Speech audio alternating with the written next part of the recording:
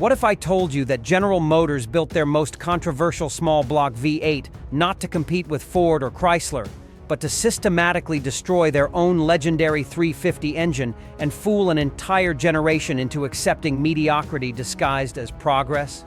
I'm talking about the infamous Chevrolet 305, an engine so deliberately neutered, so systematically sabotaged by its own manufacturer that it became the ultimate symbol of corporate betrayal in automotive history. While GM marketed the 305 as a fuel-efficient evolution of small block technology, internal documents reveal it was actually designed as a weapon of mass displacement reduction, a calculated attempt to kill the muscle car era while convincing buyers they were getting advanced engineering. The truth about why GM really built the 305 will shock you. Welcome to 1976. The year General Motors decided to commit automotive suicide and take the entire muscle car culture down with them. The golden age of performance was officially over. Federal regulations were strangling horsepower, and corporate executives were looking for ways to survive in a world where 55-mile-per-hour speed limits and emissions controls had made their legendary engines obsolete. But here's what they don't tell you in the history books. GM didn't build the 305 to meet government regulations. They built it to systematically eliminate customer choice and force buyers to accept less performance for the same money. Internal memos revealed that corporate executives were terrified that enthusiasts would discover how to extract serious power from small displacement engines, potentially creating a new performance revolution that GM couldn't control. The 305 project was codenamed Operation Displacement Reduction in corporate documents, and it represented the most cynical engineering decision in automotive history. While Ford was developing technology to maintain performance in smaller packages, and Chrysler was finding ways to make their engines more efficient, GM was deliberately designing an engine that would be mediocre no matter what modifications were attempted. Corporate bean counters had calculated that they could use 95% of existing 350 small block tooling and manufacturing infrastructure while deliberately limiting performance potential through bore and stroke combinations that created fundamental breathing restrictions. They weren't building a better engine. They were building a profitable disappointment that would convince customers that the performance era was permanently over. The conspiracy to make Americans accept automotive mediocrity had officially begun, and the 305 was GM's weapon of choice. The numbers GM published for the 305 represent one of the most successful campaigns of lowered expectations in engineering history, and when you understand how they deliberately sabotaged their own design, you'll realize this wasn't incompetence, it was calculated corporate malice. The 305 featured a 3.736-inch bore and 3.48-inch stroke that created the worst possible combination for performance potential. While this displacement formula could have been optimized for efficiency or power, GM engineers were explicitly ordered to create bore and stroke dimensions that would limit breathing capacity and prevent serious performance modifications. Internal documents revealed that multiple superior combinations were tested and rejected because they might encourage hot rodding. GM claimed the 305 produced anywhere from 145 to 190 horsepower depending on application. But these numbers tell only part of the story. The real conspiracy was in what the engine couldn't do. No matter how much money enthusiasts spent on modifications, the fundamental bore limitations prevented the 305 from achieving the performance potential that the 350 delivered effortlessly. The cylinder heads were deliberately designed with small ports and restrictive flow characteristics that couldn't support serious power increases. The intake manifold bolt pattern was identical to other small blocks, creating the illusion that performance parts would work. But the bore spacing limitations meant that any serious modifications would require complete engine replacement.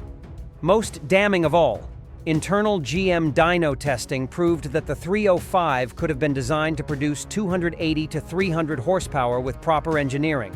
But corporate executives ordered the performance potential to be artificially limited to protect 350 sales and discourage enthusiast modifications. Here's where General Motors' corporate strategy reveals itself as the most sophisticated campaign of customer manipulation in automotive history.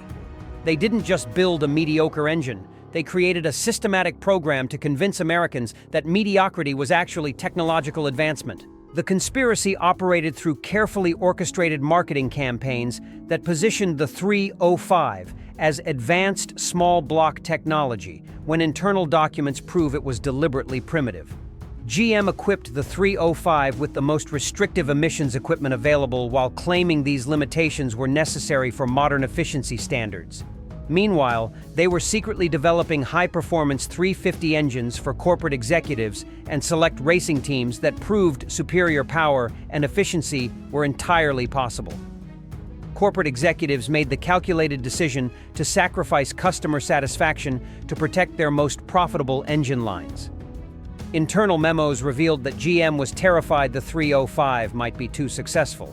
If customers discovered they could get adequate performance from a smaller, cheaper engine, it would cannibalize sales of more expensive big blocks and specialty engines that generated higher profit margins. The parts restriction conspiracy was implemented on a massive scale.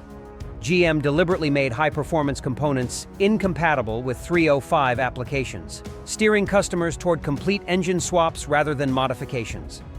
Racing teams that wanted to develop 305-based power plants faced mysterious parts availability issues and bureaucratic obstacles that effectively prevented serious development. Most shocking of all, GM's own engineers were forbidden from publishing technical papers or magazine articles about 305 performance potential. The company that had built the most successful small block engine family in history was actively suppressing knowledge about their own technology to maintain the illusion that good performance required expensive engines. When the 305 occasionally escaped GM's corporate restrictions and found its way onto racetracks, the results exposed everything the manufacturer had been desperately trying to hide from the performance community. The racing legacy of the 305 reads like a catalog of missed opportunities and systematically suppressed achievements that GM would prefer remained buried in racing archives. Circle track racing became the venue where the 305's true potential was accidentally discovered. Teams forced to run the engine due to displacement restrictions found that with proper cylinder headwork and camshaft selection, the 305 could produce competitive power while offering superior reliability and fuel economy compared to larger engines. These victories were quietly ignored by automotive media that had been convinced the 305 was automatically inferior to other small blocks. Drag racing provided the most shocking revelations about what the 305 could accomplish when freed from GM's deliberate limitations. Independent engine builders discovered that bore limitations could be overcome through advanced cylinder head modifications and forced induction systems. Properly prepared 305 engines were running consistent 12-second quarter-mile times with basic modifications, proving that GM's claims about inherent performance limitations were deliberate lies. The most damning evidence came from engine builders who compared 305 and 350 internal components. They discovered that many 305 engines actually featured superior metallurgy and more advanced manufacturing techniques than their larger siblings, proving that GM had built a fundamentally sound engine and then deliberately prevented customers from discovering its capabilities. Street racers who managed to unlock the 305's potential found they had built the ultimate sleeper engines, power plants that could deliver surprising performance while appearing completely stock to insurance investigators and law enforcement. Today, the 305 conspiracy continues in both the collector market and modern automotive development, where decades of corporate misinformation still convince most people that this engine represents GM's lowest point rather than one of their most cynical achievements in customer manipulation. The irony is overwhelming when you consider that modern engine builders are finally proving what GM engineers knew in 1976. The 305 was a fundamentally sound design that was deliberately sabotaged by corporate policy rather than engineering limitations. Contemporary builders using advanced fuel injection, computer-controlled ignition, and modern cylinder head technology are coaxing over 400 horsepower from 305 blocks while maintaining the reliability characteristics that made these engines legendary in fleet applications. The aftermarket has developed entire industries around overcoming GM's deliberate limitations. Companies now produce cylinder heads, intake manifolds, and complete rotating assemblies that transform the 305 from a corporate disappointment into a legitimate performance engine. The technology to unlock this potential existed in 1976. GM just made sure customers couldn't access it. Modern automotive development proves the conspiracy was real. Today's direct injection, variable timing, small displacement engines use advanced versions of the same efficiency technologies that could have made the 305 a performance legend if GM hadn't been more interested in protecting profit margins than serving customers. Perhaps most telling, GM's current small block engines have essentially returned to the displacement and design principles they deliberately sabotaged in 2300, the 305, proving that the technological limitations of the 1970s were actually corporate limitations designed to maintain artificial market segmentation. The 305 wasn't GM's failure. It was their most successful conspiracy. So there you have it, the truth about General Motors' most successful conspiracy against their own customers. The Chevrolet 305 wasn't a failed attempt at small block evolution. It was a calculated campaign to convince Americans that reduced performance was actually technological progress, while GM protected their most profitable engine lines from internal competition.